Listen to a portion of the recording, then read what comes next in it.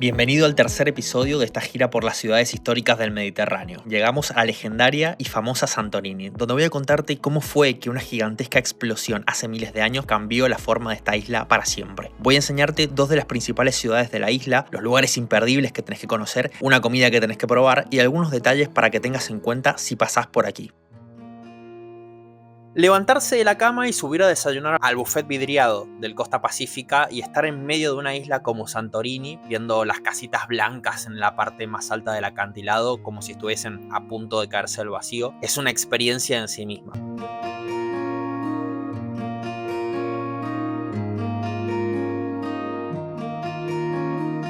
Afuera, el viento se hacía sentir. Esta parte de Grecia suele ser una región muy ventosa, con oleaje alto, y ya me iba imaginando que el desembarco iba a estar movido. Preparamos la mochila y bajamos hasta la cubierta cero, la cubierta más cercana a la superficie del mar. Nos subimos a la lancha y en unos 10 minutos cruzamos la bahía hasta el puerto de desembarco de la ciudad de Fira, en Santorini. El puerto es pequeñito en relación a la cantidad enorme de cruceristas que llegan por día. De hecho, ese día había al menos 2 cruceros más anclados en el cráter de Santorini. Uno de Royal Caribbean y otro de una compañía turca que no recuerdo el nombre. Todos descargando turistas en este pequeño pedazo de tierra plana rodeado de un acantilado escarpado. La cola de gente tomaba unos 40 minutos de espera y era para subir al teleférico que por 10 euros por persona te sube en menos de 5 minutos al tope del acantilado, donde está la ciudad de Fira. Para subir a la ciudad también se puede subir por una escalera que zigzaguea la montaña hasta arriba en un recorrido que quizás de subida tome 1 hora y cuarto. La subida se puede hacer andando o a la manera local. Es que los lugareños han encontrado una forma de aprovechar un medio de transporte ancestral y venderlo como una experiencia tradicional a los miles de turistas que llegan aquí. Sí, te imaginas bien, la subida se puede hacer en mula o burro. Mi opinión al respecto de esto es que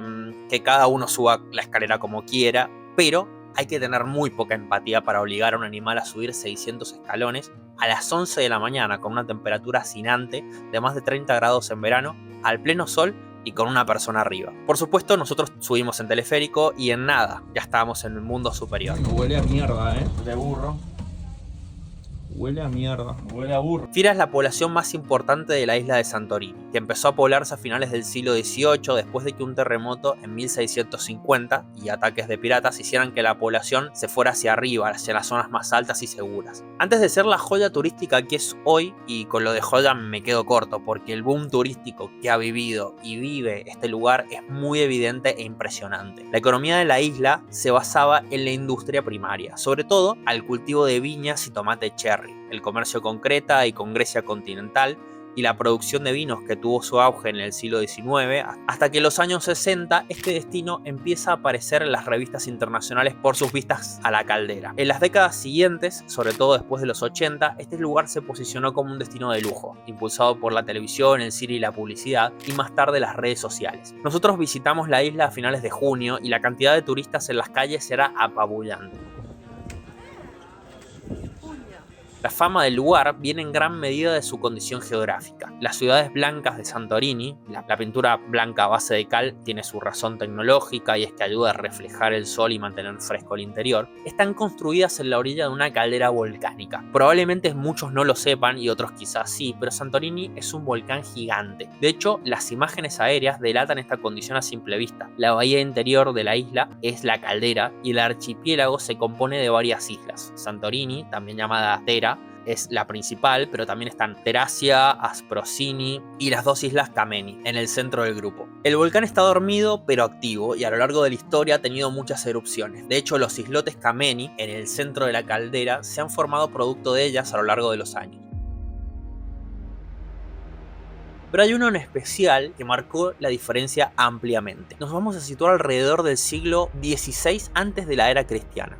La isla de Santorini era entonces conocida como Thera y en ella existía Akrotiri, una ciudad de la Edad de Bronce con fuerte conexión minoica. Casas altas, calles planificadas, drenajes y paredes cubiertas de frescos con iconografías típicas del mundo egeo-minoico. En la zona empezaron a sentirse sismos, algunos meses antes de la catástrofe, y era un anticipo de lo que iba a pasar. La población percibió que existía un peligro inminente y esto generó que la gente huya a tiempo. Las excavaciones que se han hecho sobre la antigua ciudad sostienen esta teoría porque no se han encontrado restos humanos. Durante meses salía humo del volcán hasta que un día una enorme explosión sacudió la isla y escupió cenizas y pomes al aire, cubriendo Thera con una enorme capa de polvo volcánico. Se especula con que la columna de gases pudo haber llegado a la estratosfera alcanzando unos 35 kilómetros de altura. Aunque violento, esto era solamente el principio. Unos días más tarde, el volcán empezó a escupir flujo piroclástico, una mezcla de gases calientes, cenizas y rocas que arrasaron todo a su paso. Lo que se estaba cociendo sería la fase más violenta, y es que las sucesivas explosiones empezaron a debilitar la estructura del volcán y la cámara de magma se colapsó. Esto generó un hundimiento masivo del terreno que dio origen a una enorme depresión en la isla. El movimiento de tierra fue colosal. Una isla completa implosionando y generando un hueco enorme que se llenó de agua de mar, generando olas enormes que se dispersaron por todo el mar Egeo, impactando en los archipiélagos a cientos de kilómetros alrededor, incluyendo Creta, a unos 120 kilómetros al sur de Thera, donde el tsunami arrastró la costa norte de la isla, desapareciendo pueblos y puertos por completo. La magnitud de la explosión y la erupción de Thera fue tan importante que se han encontrado capas de cenizas de hasta 3 metros en islas cercanas, datadas en la fecha de esta erupción, incluso en zonas de Turquía. Una investigación realizada en 1991 estimaba en 39 kilómetros cúbicos la cantidad de material removido, pero nuevas investigaciones en 2006 indicaron que el volumen podría haber sido mayor, incluso llegando a los 100 kilómetros cúbicos, lo que coloca el índice de explosividad volcánica de la erupción de Thera entre las 10 mayores de la historia. Se estima que el desastre de Thera afectó significativamente a todo el sistema comercial y económico de los minoicos, una cultura establecida principalmente en Creta y en las islas cercanas, principalmente marineros, lo que facilitó que con los años los micénicos, otra cultura asentada principalmente en la parte continental de Grecia, con una estructura mucho más militarizada y centralizada, ganaran influencia política y cultural. El sitio arqueológico de lo que queda de la antigua Akrotiri se puede visitar y queda al sur de Santorini. Alberga restos de calles, plazas y edificios de hasta 3 pisos perfectamente trazados en su cimentación. Los sistemas de drenaje y de saneamiento eran pioneros para su época, y algunos frescos originales de las fachadas de los edificios y artefactos como cerámicos, muebles y herramientas también se pueden ver. Nosotros lamentablemente por cuestión de tiempo nos quedamos sin verlo. Imagino que debe ser un lugar increíble y me queda pendiente para cuando vuelva en el futuro. Nuestra visita por Santorini había empezado en Fira, donde tomamos un autobús urbano en la estación local que nos costó 2 euros y nos llevó en unos 30 minutos a la famosa ciudad de Ia, la ciudad de las cúpulas azules. El trayecto es muy frecuentado, por eso los autobuses salen cada muy poco tiempo. El camino es tranquilo, por unas rutas rurales, en un paisaje muy volcánico y árido con el mar de fondo.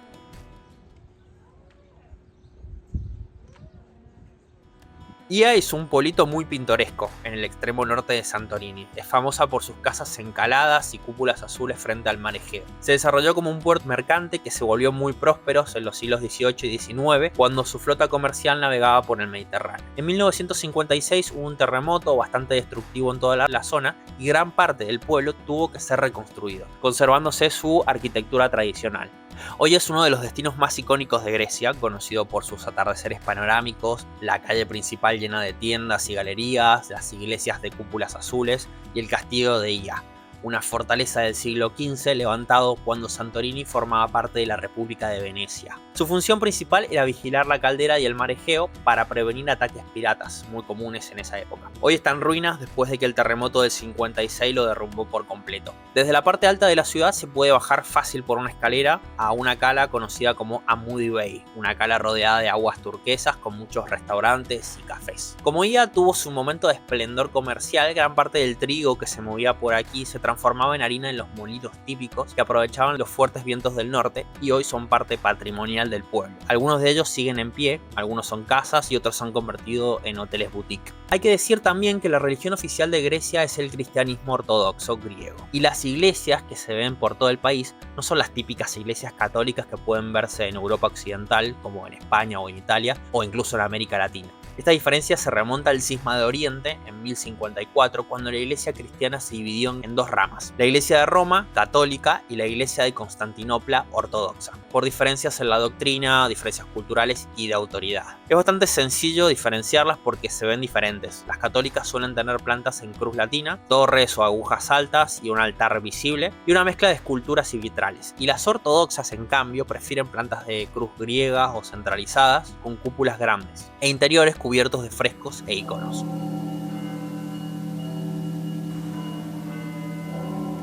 Recorrer las calles de Ica es increíble, el pueblo es hermoso y aunque no tuve la oportunidad de ver el atardecer porque para esa hora ya había que estar en el barco, las fotos que hemos visto por todos lados no dejan lugar a duda de que es una experiencia para vivir.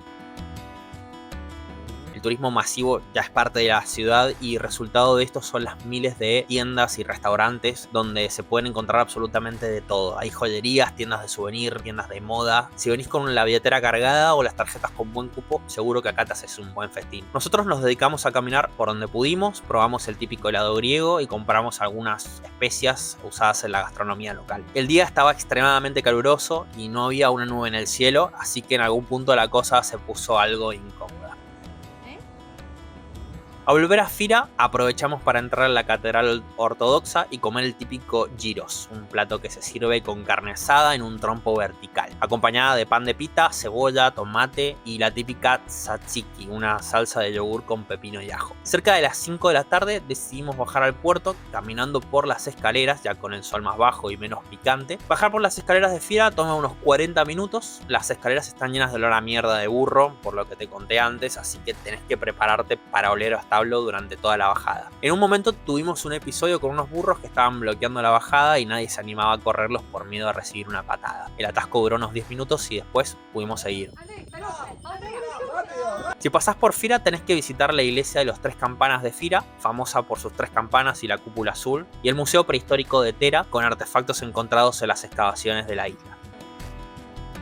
De vuelta en el barco y con mucho viento nos preparamos para zarpar y ver el atardecer desde lo más alto posible mientras nos despedíamos de la espectacular Santorini, un lugar icónico, mega famoso que a mi criterio hoy es víctima de su propio éxito debido a la extrema masificación turística que en algún punto se vuelve insoportable, un lugar increíblemente lindo con una historia muy rica y hay que decir que lo que permite ver una escala en crucero es apenas la punta de la lanza de lo que ofrece la isla, como excursiones en barco por la caldera, buceo en las formaciones geológicas de lava submarina, playas volcánicas increíbles, circuitos de senderismo, degustación en las bodegas de vinos volcánicos de Santorini como el famoso Asirtiko. La sensación épica de estar en este barco en el medio de la caldera de un volcán con esos pueblos de casas blancas en un lugar que en algún momento de la historia vivió uno de los eventos más destructivos que estén registrados es inexplicable y es una sensación que merece ser experimentada. Ya nos íbamos de Santorini y con nosotros otros turistas fugaces que como millones al año pasamos por este sitio para dar lugar a otros miles que seguro van a llegar mañana y pasado y así. ¿Sabías que Santorini era un volcán gigantesco? ¿Alguna vez visitaste la isla y qué lugares conociste? ¿Qué comidas probaste? ¿Te parece que está demasiado masificada? Dejen su opinión abajo que me interesa saber qué piensan. En el siguiente episodio navegamos hasta Heraklión, la histórica capital de Creta, donde reviviremos un épico y larguísimo asedio de más de 2 décadas que selló el destino de la isla por cientos de años, cuando el poderoso Imperio Otomano puso contra las cuerdas a la ciudad. Además, te contaré por qué esta ciudad y la isla de Creta fueron claves en la historia de la cultura griega y los lugares más importantes que tenés que conocer en la ciudad. Si te gustó el video, te pido que dejes un like y te suscribas al canal, que es totalmente gratis y a mí me ayuda un montón. Y si ya salió, te dejo el siguiente episodio en alguna parte de la pantalla. Nos vemos en el próximo. Chao.